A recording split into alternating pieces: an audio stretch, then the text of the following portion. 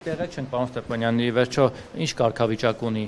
Արթուր Չախոյանը, որովհետև ինքը եւ փաստաբան ասացին ձերբակալված են, սակայն ոստիկանության լրատվականից ինձ պաշտոնապես ասացին, որ այս պահին կա 6 ձերբակալված անձ, աուժիտ 6 բերման ենթարկված անձ, որոնց նկատմամբ այս պահին ինչ-որ գործողություններ են իրականացնում, փաստաթղթավորման եւ այլն,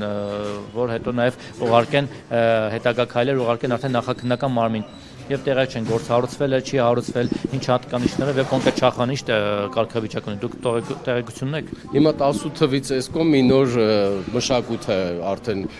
ձեռք բերել ԿՊ-ն եւ հանրապետությունը, ժողովրդի մեջ կա այս ասածը, կծեծեմ ու տանեմ ձեզ դատեմ, այս վիճակն է։ Հիմա մարդիկ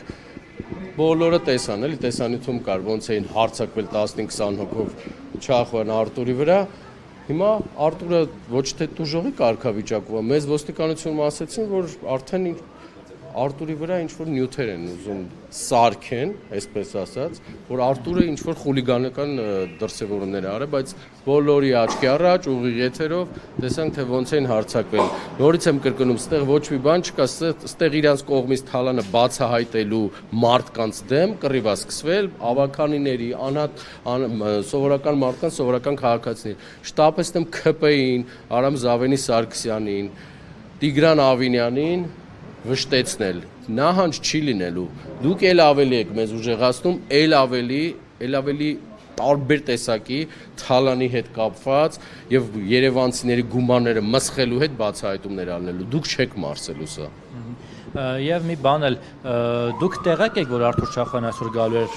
Նոր-Նորքի վարչական շրջան, որպեսզի մասնակցի հանրային լսումներին։ Ոչ, մենք տեղյակ չենք, մենք ահազանգ ունենք Շենգավիթ վարչական շրջանից, որ ծառայատումները գնացել ենք այնտեղ եւ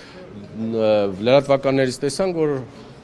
Արթուր Չախոյանը գնում է ինչ-որ հանրային լսումների մասնակցի, հաստատորեն հանրային լսումները մասնակցել է, դարձել է Բոյբես-Պրավիլի